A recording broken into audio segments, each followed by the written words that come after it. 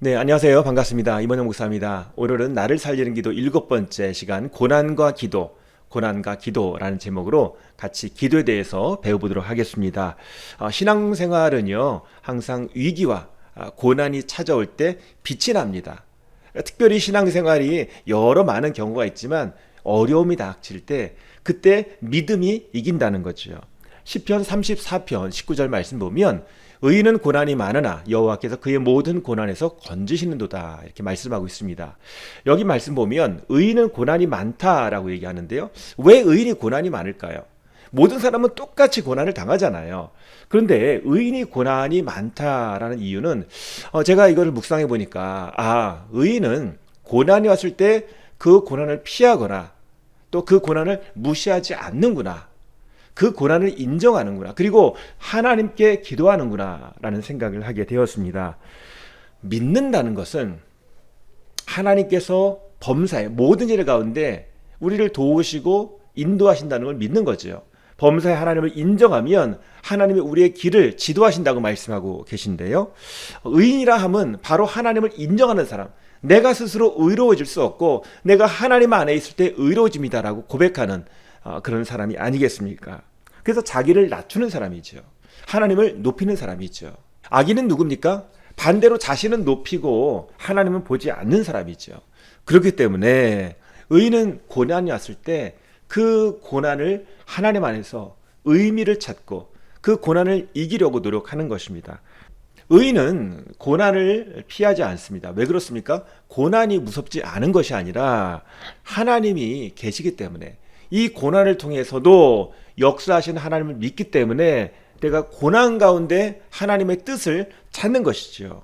고난은 무조건 나쁜 것이 아니다. 하나님이 나를 잘 아시고 내 형편을 아시는데 고난이 오도록 허락하신다는 것은 뭔가 하나님의 뜻이 있지 않을까 기도하게 된다는 거죠.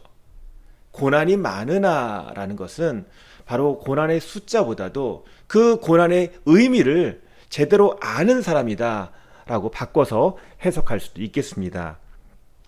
누가복음 8장 말씀 보면은요, 제자들이 배를 타고 갈 때 큰 풍랑을 만납니다. 그런 가운데 그 제자들의 모습을 보면은 고난에 대해서 어떻게 대할 것인가에 대한 지혜가 떠오르게 되는데요. 말씀 한번 보시겠습니다. 배에 오르심에 제자들이 따랐더니 바다에 큰 놀이 일어나 배가 물결에 덮이게 되었으되 주무시는지라. 그 제자들이 나와 깨우며 이르되 주여 구원하소서 우리가 죽겠나이다. 예수께서 이르시되 어찌하여 무서워하느냐 믿음이 작은 자들아 하시니 곧 일어나 바람과 바다를 꾸짖으시니 아주 잔잔하게 되거늘 그 사람들이 놀랍게 여겨 이르되 이가 어떠한 사람이기에 바람과 바다도 순종하는가 하더라. 아멘. 예수님께서요 바람과 바다를 꾸짖으셨습니다. 그런데 이 사건에서 가장 중요한 것은 예수님이 바람과 바다를 꾸짖고 잔잔하게 하신 그것보다도 제일 먼저 가장 중요한 구절이 뭐냐면 배에 오르심에 제자들이 따랐더니입니다. 제자들이 예수님을 따른 것이 바로 시작이었죠. 그렇기 때문에 예수님 말씀하신 그 질문이 이해가 되는 거죠. 어찌하여 무서워하느냐 믿음이 작은 자들아. 이게 왜 그렇습니까? 예수님을 따랐잖아요. 예수님을 따랐는데 왜 무서워하느냐라고 예수님께서 책망하시는 것입니다. 나를 따라왔잖아. 그러면 무서워할 필요 없잖아. 라고 말씀하시는 거죠. 문제가 발생해도 예수님이 책임지신다는 거죠. 왜? 예수님이 이끄셨으니까. 예수님이 이끄셨으니까 따라온 제자들은 책임이 없는 거죠. 예수님이 책임지신다는 것입니다. 그렇기 때문에 우리가 어떤 고난을 만난다면 나를 이끌어 오신 주님께 한번 여쭤봐야죠. 주님, 이거는 무슨 일입니까? 라고 여쭤봐야죠. 이 상황은 어떻게 되는 것입니까? 라고 여쭤봐야 되는 거죠. 나 죽어요. 예수님, 주무시지 말고 좀 어떻게 해보세요. 라고 그렇게 외치는 것이 아니라 주님이 주무시는 것이 문제가 아니라는 거죠. 주님은 물론 피곤해서 주무셨지만 그게 진짜 문제가 아니었던 거죠. 예수님이 무력한 것으로 이 모든 어려움의 상황이 예수님이 마치 힘을 잃고 주무셔서 일어난 것처럼 그렇게 생각했던 제자들이 문제였던 거죠. 우리는 어려움이 생겼을 때 예수님의 이름을 부르면 됩니다. 예수님을 인정하는 거죠. 그러면 예수님께 말씀하십니다. 야, 나 이미 너와 함께 있어. 걱정하지 마. 라고 말씀하십니다. 기도는요, 우리가 고난이 왔을 때 주여 하고 기도할 때 주님이 이미 우리 안에서 역사하고 계시는 그 현장을 깨닫는 것이 바로 기도라는 거지요. 아, 주님이 함께 하시는구나. 여기 있다. 걱정하지 마라. 라고 말씀하시는 거죠. 제자들은 가야 할 목적지가 있었습니다. 그래서 예수님이 이리 와라, 배에 타자, 가자 해가지고 따라왔거든요. 그런데 예수님을 따라서 가다 보니까 풍랑을 만났습니다. 그러니까 죽게 됐다고, 물이 가득 차고 우리 여기서 다 죽습니다 라고 얘기하면서 제자들의 목적이 생존에 그렇게 꽂히게 되었죠. 살려주세요, 죽겠습니다 라고 얘기를 합니다. 그래서 이 고난을 만났을 때 제자들은요, 너나 할 것 없이 지금의 목표가 살아남는 것이 목표가 돼버렸습니다. 그런데 예수님께서 문제를 해결하시니까, 아, 우리가 어디 가고 있었지? 아, 저기로 가는 거였지 하고 다시 목적지를 깨닫게 되는 거지요. 예수님이 문제를 해결하시면서 우리가 다시 한번 생각할 것이 문제가 해결됐다가 아니라, 아, 주님이 우리에게 원하시는 목적지가 어디였지? 라는 것을 깨닫는 거지요. 우리는 문제 없음을 기뻐하는 것이 아니라 내가 이제 문제 없고 하나님께서 주신 평안함과 힘이 있어요. 그러면 내가 이제 어떻게 살아야 되지? 주님이 왜 날 이끄셨지? 라는 그 방향을 찾아야 되는 것입니다. 그러니까 우리가 고난이 닥치면 기도를 하는데 주여 이 고난을 없애주시옵소서라고 기도하지만 고난이 없어졌어요. 그러면 어떻게 합니까? 룰루랄라 하는 것이 아니라, 아, 주님께서 이 고난을 통해서 우리에게 함께 하시는 주님을 깨닫게 하셨는데 이제 주님이 원하시는 목적지가 어디지? 라는 것을 생각해야 하는 것입니다. 아, 이렇게 살기를 잘했구나, 이렇게 믿기를 잘했구나 하면서 주님, 제가 이제 주님 일을 하겠습니다. 그런 은혜 자리로 나가야 하는 거지요. 예수님께서는 이 풍랑을 다 없애주시고 잔잔케 하시고 제자들을 계속 이어서 항해를 하도록 하십니다. 그래서 갈릴리 호수 반대편으로 이끌어 주십니다. 밤에 피곤하지만 제자들도 피곤하고 예수님도 피곤하신데 밤새 노를 져가지고, 풍랑도 지나갔잖아요. 얼마나 힘들었겠어요, 풍랑 맞으면서. 그래도 계속 노를 져서 반대편으로 갔습니다. 왜 그럴까요? 갈릴리 호수 건너편에 거라사인의 땅에 도착하셨는데요. 그곳에서 예수님이 한 사람을 만나셨습니다. 그 사람은 누구냐면 귀신 들린 사람이었습니다. 예수님이 왜 이렇게 급하셨을까요? 아니, 주무시고 천천히 가셔도 되는데 왜 이렇게 급하셨을까요? 아마 예수님이 특별한 불쌍히 여기심이 있지 않았을까 생각이 듭니다. 말씀을 읽어보도록 하겠습니다. 누가복음 8장 26절에서 30절입니다. 그들이 갈릴리 맞은편 거라사인의 땅에 이르러 예수께서 육지에 내리심에 그 도시 사람으로서 귀신 들린 자 하나가 예수를 만나니 그 사람은 오래 옷을 입지 아니하며 집에 거하지도 아니하고 무덤 사이에 거하는 자라. 예수를 보고 부르짖으며 그 앞에 엎드려 큰 소리로 불러 이르되 지극히 높으신 하나님의 아들 예수여, 당신이 나와 무슨 상관이 있나이까? 당신께 구하노니 나를 괴롭게 하지 마옵소서 하니, 이는 예수께서 이미 더러운 귀신을 명하사 그 사람에게서 나오라 하셨습니다.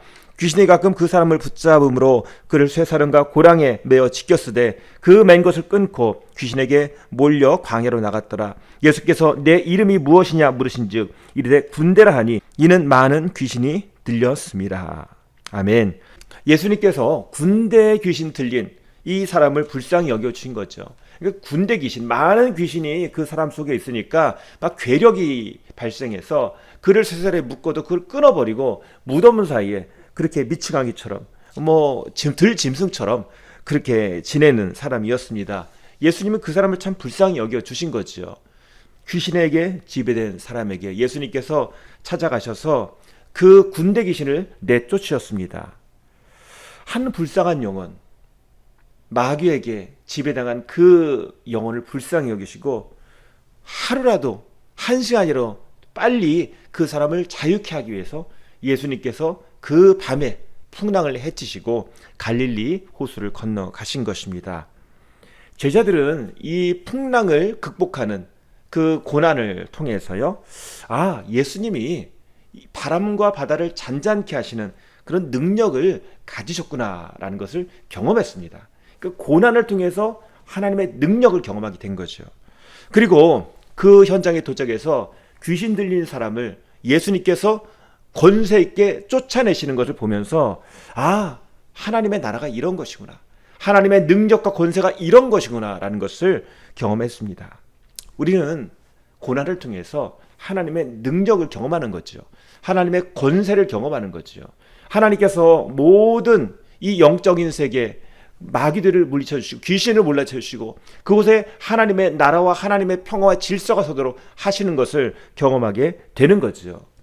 귀신도 복종하고 바람과 바다도 복종하고 모든 만물이 주님 앞에 복종하는 왕 되신 주님을 경험하게 되는 것입니다. 고난이라는 것은 결국 우리를 배우게 하고 우리를 성숙케 하는 거죠. 그래서 광야 학교라는 말이 있듯이 고난을 통해서 우리는 영적 근육이 자라게 되고 믿음이 자라게 되는 것입니다. 자, 아까 보았던 말씀이죠. 시편 34편 19절. 의인은 고난이 많으나 여호와께서 그의 모든 고난에서 건지시는도다. 자, 의인이 고난이 많은 이유에 대해서 배웠고요. 고난의 유익을 배웠고요. 그리고 여호와께서 그의 모든 고난에서 건지시는도다. 모든 고난에서 건지신다라는 것은 주님이 모든 고난 가운데 우리를 컨트롤 하신다는 거죠. 상황을 하나님이 만져가신다는 거예요. 이사야서 43장 말씀 보면은요, 이런 말씀이 나옵니다. 야곱아, 너를 창조하신 여호와께서 지금 말씀하시느니라. 이스라엘아, 너를 지으신 이가 말씀하시느니라. 너는 두려워하지 말라. 내가 너를 구속하였고 내가 너를 지명하여 불렀나니 너는 내 것이라. 내가 물 가운데로 지날 때에 내가 너와 함께할 것이라. 강을 건널 때에 물이 너를 침몰하지 못할 것이며 내가 불 가운데 지날 때에 타지도 아니할 것이요 불꽃이 너를 사르지도 못하리니. 자, 고난의 특징이 무엇입니까? 이 말씀 보면은 지나가는 거예요.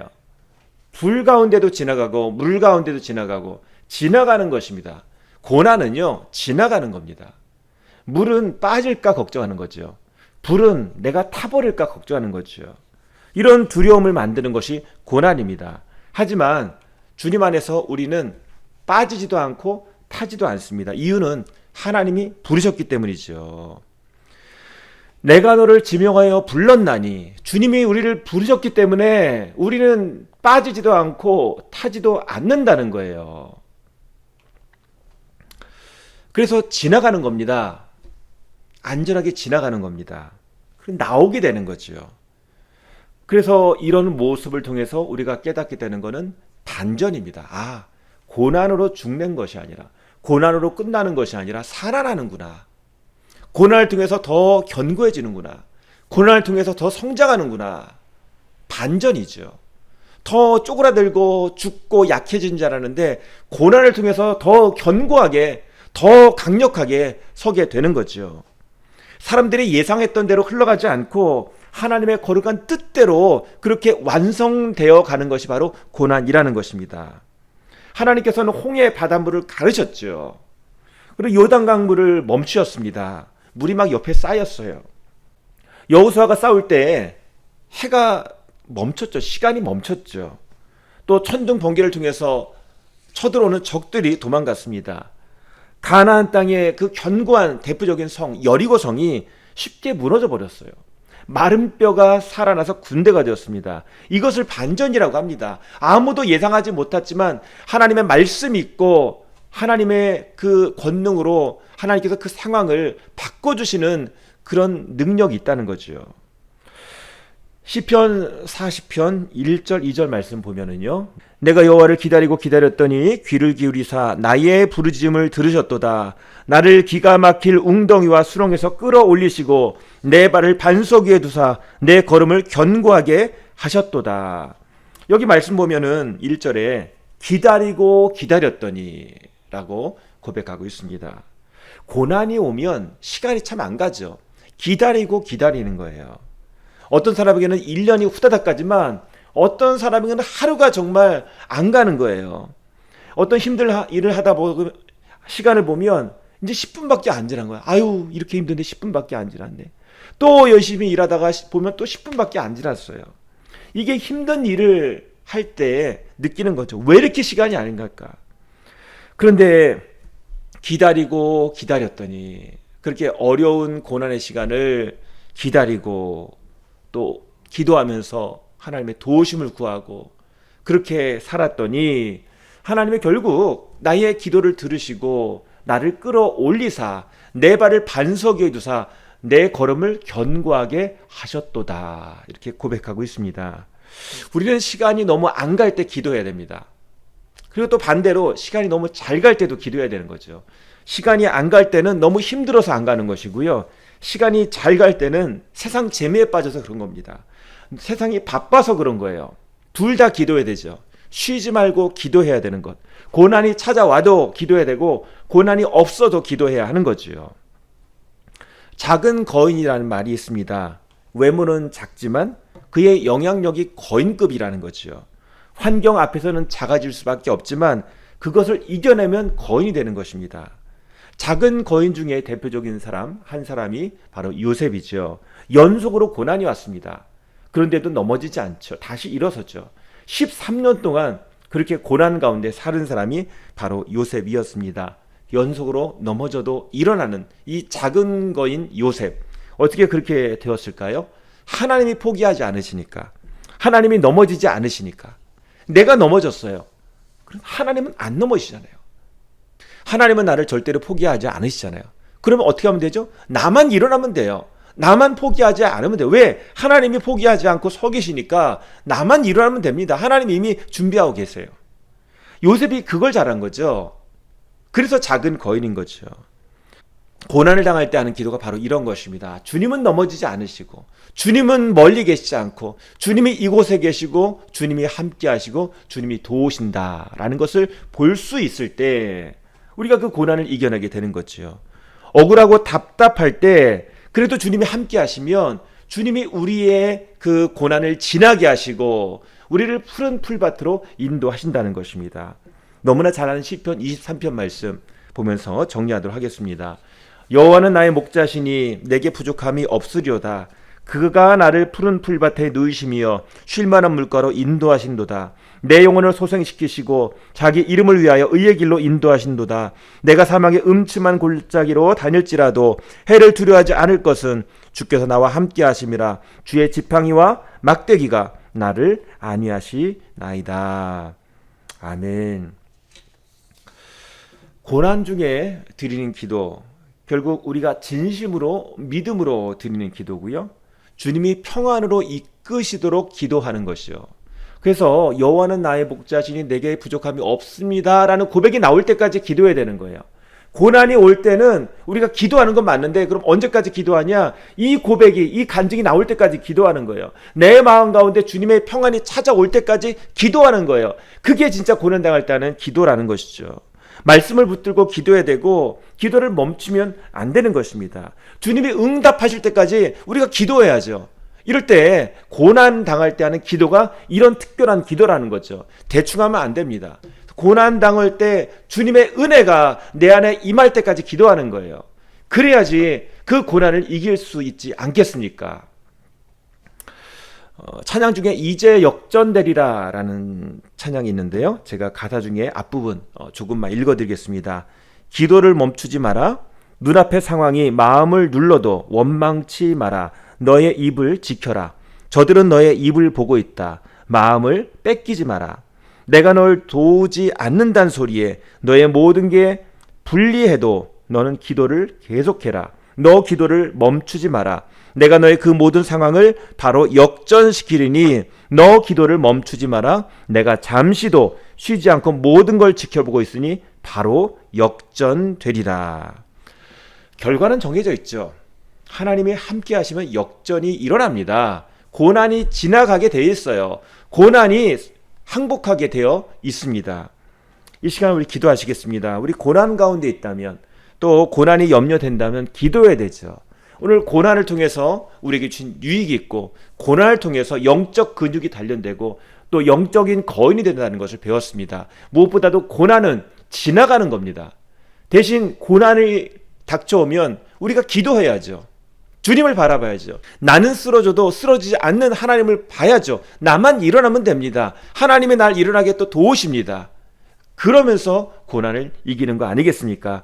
이 시간 우리 같이 기도하시면서 주님이 함께 하심에 감사합니다. 우리가 고난을 이기게 하시고 고난이 있어도 감사하고 고난이 없어도 감사하고 모든 시간 가운데 하나님 앞에 기도하며 말씀 가운데 나가는 믿음의 사람 되게 해달라고 우리 같이 기도하시겠습니다.